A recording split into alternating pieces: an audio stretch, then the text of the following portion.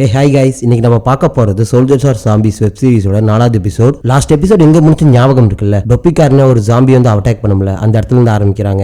டொப்பிக்காரனை கடிச்சு குதறத பார்த்த மத்தவங்க எல்லாம் அங்கிருந்து ஓட பாக்குறாங்க. ஆனா அவங்களுக்கு தெரியாது ஆல்ரெடி அந்த ஜாம்பிஸ் எல்லாம் அங்கதான் இருக்கு அப்படின்னு. அவங்க 4 பேர் ஓடிட்டு இருக்கப்போ மலையிலிருந்து கீழே வந்த ஜாம்பி ஓடி வந்து அதுல ஒருத்தனை கழுத்தை பிடிச்சு கடிச்சு குதறி எடுத்துருது. அதுல வெள்ளை கலர் பனியன் போட்டிருக்கான்ல, அவன் என்ன பண்றான்னா மலை மேல ஏறி நம்ம தப்பிச்சு போயிருவோம்னு சொல்லிட்டு ஒரு மலை மேல ஏற ஆரம்பிக்கிறா. அப்படி அந்த மலை மேல ஏறிட்டு இருக்கும் போதே அங்க ஒரு ஜாம்பி அவளை பார்த்து அவன் மேல ஜம்ப் பண்ணி அவளையும் கொன்றுது. இப்ப மொத்தம் இந்த பிரெக்னன்ட் லேடி அவளோட புருஷன் மொத்தம் 2 பேர் தான் உசுரோடு இருக்காங்க. அவங்க பக்கத்திலேயே ஜாம்பிஸ் வரத பார்த்த புருஷங்காரன் சரி நீ எப்படியாச்சும் இங்கிருந்து தப்பிச்சு போ நான் சமாளிக்கிறேன்னு சொல்லி போட்டு போறான். பட் அந்த ஜாம்பி அவனையும் அடிச்சு தரன்னு இழுத்துட்டு போயிருது. இப்ப அந்த பிரெக்னன்ட் லேடி மட்டும் தான் உசுரோடு இருக்காங்க. இதை பார்த்த ஜாம்பியை மெதுவா பக்கத்துல போகுது. அந்த பிரெக்னன்ட் லேடியோ கத்தரா தயவு செஞ்சு நீ விட்டுருங்க, நான் அமெரிக்காக்குள்ள எல்லாம் வரமாட்டேன், நான் திரும்பி மெக்சிகோக்கே போயிடுறேன் அப்படின்னு சொல்லி. பட் பக்கத்துல போன அந்த ஜாம்பி அந்த பொண்ணையே மேலையும் கீழையும் பாக்குது. ஜாம்பிக்கு அந்த குழந்தையோட இதய துடிப்பு கேக்குது. இதை கேட்ட ஜாம்பி மெதுவா தான் கையை எடுத்து அந்த வயிற்று மேல வச்சு பாக்குது. சரி ஒன்னும் பண்ணாது, ஒரு பொண்ணு மனசு ஒரு பொண்ணுக்கு தான் புரியும், அதனால ஒன்னும் பண்ணாதுன்னு சொல்லி பார்த்தோம்னா டக்குன்னு தான் கையை வச்சு அந்த வயிற்றை கிழிச்சு எடுத்துருது. அப்படியே கட் பண்ணி பாஸ் இருக்க இடத்த புறா மூலமா அனுப்ப போனான்ல, அவனை பார்த்தோம்னா இந்த புறாவோட கால அட்ரஸ் எல்லாம் எழுதி பறக்க வைக்கிறதுக்காக தயார் பண்ணிட்டு இருக்கான்.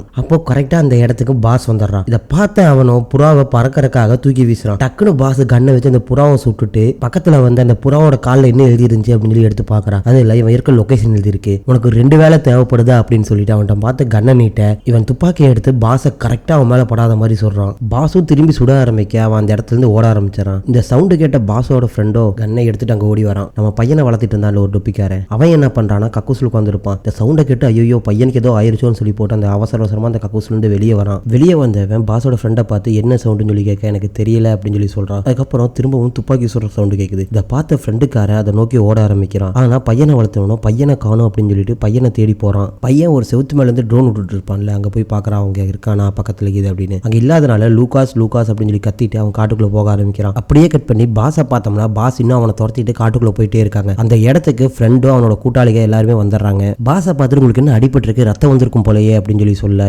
அப்பதான் பாசு கவனிக்கிறான் அவனுக்கு ஒரு குண்டு வந்து இடுப்புல பாஞ்சிருக்கு. இதை பார்த்த ஃப்ரெண்டுக்காரனும் என்ன ஆச்சு அப்படின்னு சொல்லி விசாரிக்கிறான். இதை பாரு இந்த புறா மூலமா நம்ம இருக்கிற லொகேஷனை யாருக்கும் அனுப்புறதுக்கு ட்ரை பண்ணா ஒரு வழியான அந்த புறாவை சுட்டுட்டேன். அவனை சுடலான்னு பாக்குறதுக்குள்ள இந்த காட்டுக்குள்ள தப்பிச்சு ஓடி போயிட்டான். அவனை கண்டுபிடிக்கணும், சரி வாங்க போய் பார்க்கலாம் அப்படின்னு சொல்லி கூப்பிட ஃப்ரெண்டுக்காரனும் இல்ல உன் காயத்துக்கு நீ போய் மருந்த போடு, இவனை உயிரோடவோ பணமாவோ நாங்கள் பிடிச்சிட்டு வரேன்னு சொல்லி போட்டு இவங்க எல்லாம் காட்டுக்குள்ள தேடி போக ஆரம்பிக்கிறாங்க. வீட்டுக்கு போன பாசோ சரி ஓகே தான் பையன் எப்படி இருக்கான் அப்படின்னு சொல்லி பார்க்கலாம் அப்படின்னு சொல்லி போட்டு தான் பையன் ரூமுக்கு போய் பார்க்கறான். அங்க பையன் இல்ல. அங்க இருக்க ஒவ்வொரு ரூம்லயும் பையன் பேரை சொல்லி கத்திக்கிட்டே போறான். பையன் எங்கேயுமே இல்லாதனால அங்க இருந்த ஒரு டெலஸ்கோப் எடுத்துட்டு போய் பையனை தேடி பார்க்கறான். பையனை வளர்த்தவனோ கண்ணை எடுத்துட்டு காட்டுக்குள்ள ஓடிட்டு இருக்கான். இதை பார்த்து அப்பங்காரனும் பையன் ட்ரோன் விட்டுட்டு இருந்தாலும் அந்த இடத்துக்கு போய் பார்க்கறான். அங்க பையனை காணோம், ஆனா பையனை வளர்த்தனோட டொப்பி கிடக்குது. இதை பார்த்து அப்பங்காரனுக்கு ஒண்ணுமே புரியல. ஒரு வேலை பையனை வளர்த்தனவனே அவனை கொண்டுட்டானா இல்ல வேற யாராச்சும் இவங்க 2 பேர்த்த கொண்டுட்டாங்களா அப்படின்னு தெரியாம இவனும் பையனை தேடி காட்டுக்குள்ள போக ஆரம்பிக்கிறான். அதே சமயம் காட்டுக்குள்ள பாஸோட ஃப்ரெண்டு போயிருப்பாருங்களா அவங்க குரூப்போட, அவங்க என்ன பண்றாங்கன்னு பார்த்தோம்னா காட்டுக்குள்ள அவனை தேடி போயிட்டு இருக்காங்க. அப்ப அவன் ஒரு மரத்துக்கு முன்னாடி ஒளிஞ்சிட்டு இருக்கான். இதை பார்த்து அவங்களும் துப்பாக்கியில சுட ஆரம்பிக்கிறாங்க. ஆக்சுவலா இவங்க சுடுறது அவன் மேல படல, அவன் சுடுறது இவங்க மேல படல. ஒரு 10 நிமிஷம் இப்படியே சண்டை போட்டுட்டு ஃபைனலா துரோகம் பண்ணல அவனுக்கு புல்லட் தீர்ந்து போயிருது. அதனால அவன் அந்த இடத்துல இருந்து தப்பிச்சு ஓட ஆரம்பிக்கிறான். பின்னாடியே நம்ம குரூப்ஸும் ஃபாலோ பண்ணி வருது. ஆனா அவங்க சுடுற ஒரு புல்லட்டும் கூட நம்ம ஆள் மேல படவே இல்லை. அங்க இருந்து போனவன் ஒரு குழிக்குள்ள விழுந்து அவங்க யாருக்குமே தெரியாம மறைஞ்சு உட்காந்துக்கிறான். இதை கவனிக்காதவங்களும் அவனை கிராஸ் பண்ணி போயிடுறாங்க. அதுக்கப்புறம் இவன் திரும்பவும் அந்த வீட்டு பக்கம் போய் படத்தோட ஸ்டார்டிங் சீன்ல பாஸ் ஒரு கோகாவளியா தப்பிச்சு ஒரு ரூமுக்கு வந்திருப்பார்ல ஃப்ரோ டைல்ஸ் எடுத்துட்டு, யாருக்குமே தெரியாம அந்த ரூம்குள்ள இவன் போய் தான் அடிப்பட்ட கையில துணியை வச்சு நல்லா கட்டிட்டு அந்த குகைக்குள்ள இறங்கி உள்ள போக ஆரம்பிக்கிறான். அதே சமயம் பாஸோட ஃப்ரெண்டு அவன் குரூப்ஸ் எல்லா இடத்துலையும் தேடி பார்த்துட்டு அந்த ரூமுக்கு வந்து பாக்குறாங்க.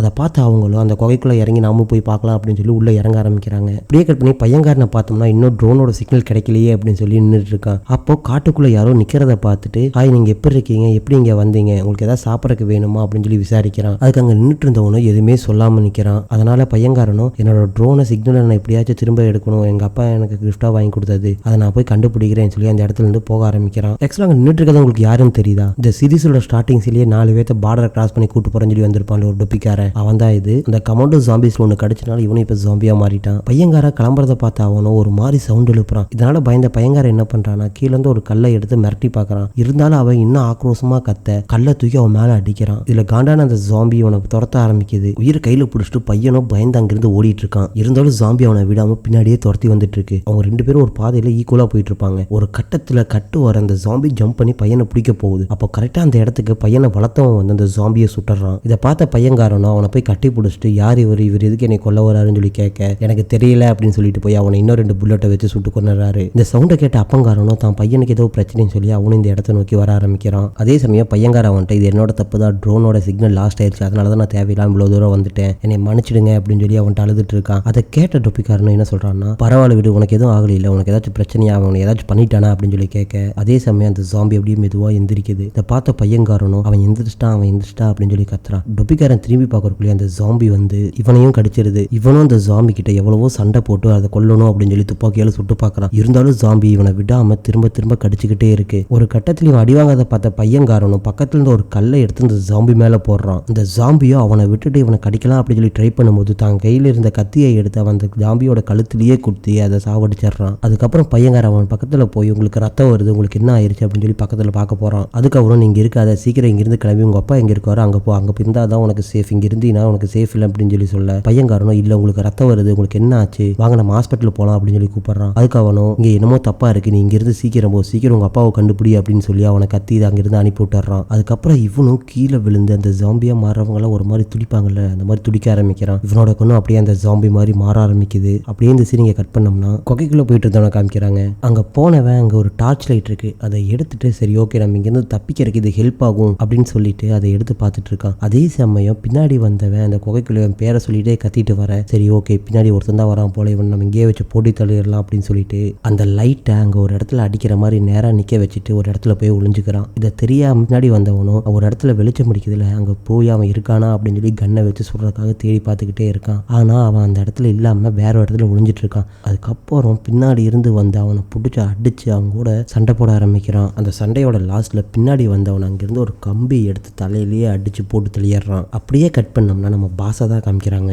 பாஸ் அந்த துப்பாக்கி சத்தம் கெட்ட இடத்த நோக்கி வந்துகிட்டே இருக்கான். வர வழியில தான் பையன் பேரை சொல்லி கத்திக்கிட்டே வரும்போது அங்க யாரோ வர்ற மாதிரி தெரியுது. அதை பார்த்த பாஸோ டக்குன்னு கண்ணை எடுத்து நீட்ட அந்த இடத்துக்கு பையங்கார வந்து நிக்கிறான். அதை பார்த்த பாஸோ எதுக்காகடா நீ காட்டுக்குள்ள வந்து அப்படின்னு சொல்லி விசாரிக்க, பையன் எதுவுமே பேசாம இங்க வந்து பாருங்க அவர் செத்து போயிட்டாரு அப்படின்னு சொல்லி அப்பனை இழுத்துட்டு வரான். அவங்க இப்ப எங்க வந்திருக்காங்கன்னு சொல்லி பார்த்தோம்னா அந்த பையனை வளர்த்தவன் செத்து போயிருப்பான்ல, அந்த இடத்துக்கு வந்து பையங்காரனும் அவனை எழுப்புறதுக்கு ட்ரை பண்ணிட்டு இருக்கான். இதை பார்த்த அப்பங்காரனும் அவன் கழுத்துல கை வச்சு பார்த்துட்டு அவன் உயிரோடு இல்ல அவன் இறந்து போயிட்டான் அப்படின்னு சொல்லி சொல்ல, இல்ல அவர் செத்து போயிருக்க கூடாது, இதுக்கெல்லாம் நான் தான் காரணம் அப்படின்னு சொல்லி அழுக அப்பங்கார சமாதானம் பண்ண ட்ரை பண்றான். அதுக்கப்புறம் இவனுக்கு என்னாச்சுன்னு சொல்லி விசாரிக்க அந்த சின்ன பையனும் நான் ட்ரோனோட சிக்னல் கட் ஆயிருச்சுன்னு சொல்லி காட்டுக்குள்ள வந்தேன், வந்து பார்த்தேன் ஒருத்தன் மலை மேல நின்றுட்டு இருந்தான், அவன் திடீர்னு மிருக மாதிரி என்னை துரத்திட்டே வந்தான், நான் பயந்துட்டு ஓடிட்டு இருந்தேன். ஒரு கட்டத்தில் அவன் என்னை அட்டாக் பண்ண வரும்போது இவர் தான் அவனை சுட்டு அவன்கிட்ட தான் என்னை காப்பாத்தினாரு. இருந்தாலும் அவன் சாகாம எந்திரிச்சு வந்து திரும்பவும் இவர் கூட சண்டை போட்டு இவரை கடிச்சிட்டான். அதனால இவருக்கு ஏதோ ஒரு மாதிரி ஆகி இவர் இதே இடத்துல இறந்து போயிட்டாருன்னு சொல்லி சொல்ல, பாசோ அதுக்கு சரி ஓகேவா நம்ம இங்கிருந்து கிளம்பலாம் அப்படின்னு சொல்லி கூப்பிடுறான். அதுக்கு பையங்காரனும் இவர் எப்படியே விட்டுட்டு வர முடியாது, இவருக்கு செய்ய வேண்டிய இறுதி காரியங்களை நம்ம செய்யணும்னு சொல்லி சொல்றான். அதை கேட்ட பாசோ ஃபர்ஸ்ட் நாம நம்ம உசுரை காப்பாத்திக்கணும், அதுக்கப்புறம் மற்றவங்களை பத்தி யோசிக்கலாம்னு சொல்லி அவனை கூப்பிடுறான். ஆனா பையன் ஒட்டுக்காம அடம் பிடிக்கிறான். அப்புறம் பையன் ஒரு வழியா பேசி சமாதானப்படுத்திட்டு பையனும் பாசோ அந்த இடத்துல இருந்து கிளம்ப பாக்குறாங்க. அப்போ பையன் என்ன சொல்றான்னா, சரி ஓகே அவருக்கு இறுதி மரியாதை தான் நம்ம செலுத்தல, அவர் கண்ணையாச்சும் மூடிட்டு வரேன் அப்படின்னு சொல்லி போட்டு அவன் பக்கத்துல போறான். அப்படி பக்கத்துல போறப்ப தான் நமக்கு ஒரு சீனை காமிக்கிறாங்க. அவர் இன்னும் சாகல, அவர் கண்ணு அப்படியே பிளிங்க் ஆகுது. இதை தெரியாத அந்த பையனும் பக்கத்துல போக அவன் டக்குன்னு அவன் காலை பிடிச்சி தலைகீழா தூக்கி நிப்பாட்டிடுறான். இதை பார்த்த பாசோ தங்கிட்ட இருக்க துப்பாக்கியை வச்சு டப்பு டப்புன்னு சுடுறான். ஆனா அவனுக்கு எதுவுமே ஆக மாட்டேது. பையனை கீழே போட்டுட்டு பாஸ் அட்டாக் பண்றதுக்காக அவன் அப்படியே பக்கத்துல வரான். பாசும் நிப்பாட்டாம சுட்டுக்கிட்டே இருக்கான். ஒரு கட்டத்துல அவன் நிக்க முடியாம அப்படியே கீழே விழுந்து இறந்துடுறான். அந்த பையனும் ஓடி வந்து அப்பா நான் சொன்னேன்ல இதே மாதிரி தான் நடந்துச்சு, இவரும் அவனை இதே மாதிரி தான் சுட்டாரு, ஆனா அவன் சாகாம எந்திரிச்சு வந்து இவரை கடிச்சிட்டான், அதனாலதான் இவர் இப்படி மாறிட்டாரு, இவருக்கு ஏதோ நோய் வந்திருக்கும் போல அதனாலதான் இப்படி மாறிட்டாரு, இவருக்கு நம்ம ட்ரீட்மெண்ட் கொடுத்து சரி பண்ணணும் அப்படின்னு சொல்லி சொல்றான். எல்லாமே முடிஞ்சு போச்சு, இனிமேல் நம்ம எதுவுமே பண்ண முடியாது, இப்போ அவன் இறந்துட்டான் அப்படின்னு சொல்லி போட்டு பையனை கூப்பிட்டு அந்த இடத்துல இருந்து கிளம்புறான். அப்படியே கட் பண்ணோம்னா ஒரு குரூப் ஆஃப் ஜாம்பிஸ் வந்துட்டு இந்த குகைக்குள்ள வந்துட்டு இருப்பாங்கல்ல அவங்கள காமிக்கிறாங்க. அந்த தலைவன் ஜாம்பிக்கு ஒரு மனித வாடை அடிக்குது. அதை பார்த்து அவனும் மற்ற ஜாம்பியெல்லாம் கூப்பிட்டு குடுகுடுன்னு ஓடி வந்துட்டு இருக்கான். அப்படியே கட் பண்ணோம்னா பாஸுக்கு துரோகம் பண்ணான்ல அவனை காமிக்கிறாங்க. அவன் அந்த குகைக்குள்ளேயே வந்துட்டு இருக்கான். ஒருவேளை இவன் வாசத்தை பிடிச்சிட்டு அந்த சைடு ஜாம்பி வந்துட்டு இருக்கும் போல.